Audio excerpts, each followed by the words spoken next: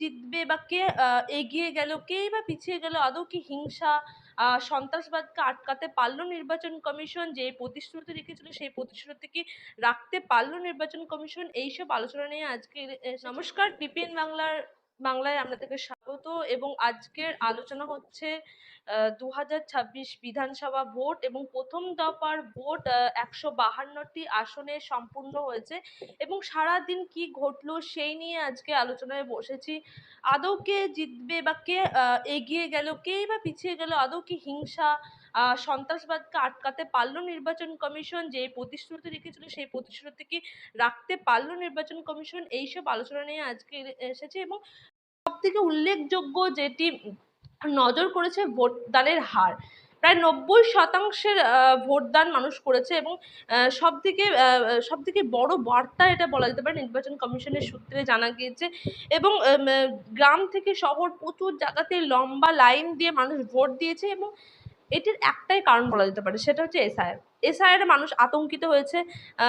প্রায় অনেক কিছুদিন ধরে মানুষ কোথায় ট্রাইব্যুনালে অ্যাপ্লাই করবে, কাউকে আন্ডার অ্যাডজুডিকেশনে দেখানো হয়েছে, কাউকে ডিলিট হয়ে গেছে এবং ট্রাইব্যুনালে অ্যাপ্লাই খরচ সব মিলিয়ে মানুষের মধ্যে দুশ্চিন্তা প্রচুর ছড়িয়েছিল। আদৌ কি ভোট দিতে পারবে, আদৌ কি ভোট দিতে পারবে না, আদৌ কি তাদের নাম উঠবে, এই নিয়ে প্রচুর রকমভাবে মানুষের চিন্তা দুশ্চিন্তা আমরা দেখেছি। এবং সব থেকে নাম বাদ পড়ার যে দেখছিলাম যে মুর্শিদাবাদের সুজাপুরে সব থেকে বেশি সংখ্যক মানুষের নাম বাদ পড়েছিল এবং সেখানেও আজকে ভোট হয়েছে। এবং মুর্শিদাবাদ এলাকা যেটা সব থেকে হাই ভোল্টেজ কেন্দ্র বলা যেতে পারে ভোটদানের ক্ষেত্রে, সেখানে মানুষ ভোট দিয়েছে। বেশ কিছু জায়গাতে অশান্তির পরিস্থিতি তৈরি হয়েছে এবং বেশ কিছু জায়গাতে শান্তিপূর্ণভাবে ভোট হয়েছে বলা যেতে পারে। এবং পুরোপুরি যে শান্তিতে ভোট হয়ে গেছে সে কথা আমরা বলতে পারি না, কারণ মুর্শিদাবাদের দমকলে আমরা দেখেছি যারা ভোট দেবেন তারা ভয়ে ভোট দিতে যেতে পারেনি। এবং বহরমপুর এলাকায় আমরা দেখেছি যে শাসিয়েছে মূলত যে এখানে ভোট দিতে হবে, এরকম শাসানির ছবিও আমরা দেখতে পেয়েছি।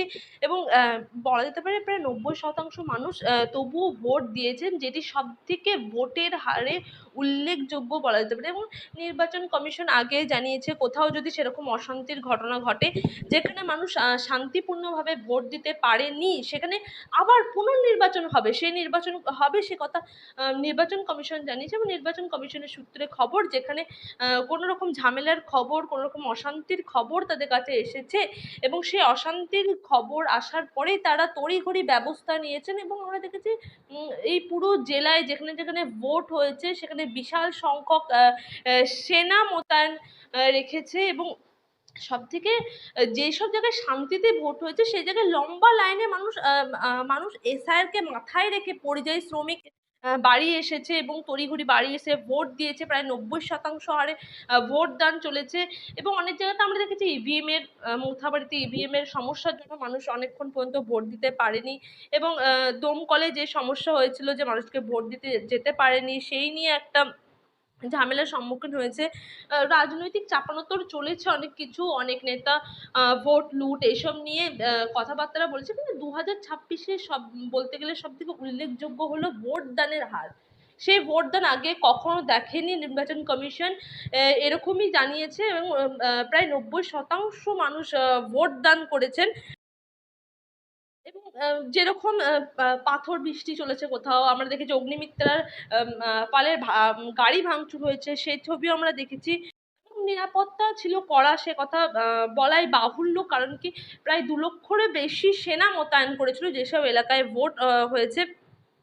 এবং পাশাপাশি কুইক রেসপন্স টিম এবং ফ্লাইং স্কোয়াড এবং সবই নজরদারি চালিয়েছে। এবং সব নির্বাচন কমিশন জানিয়ে যেখানে অভিযোগ এসেছে এবং দ্রুত ব্যবস্থা নিয়েছেন। ভোটদানের হার 2026 সমস্ত সালকে পার করেছে এবং এর মূল কারণ হচ্ছে এসআইআর।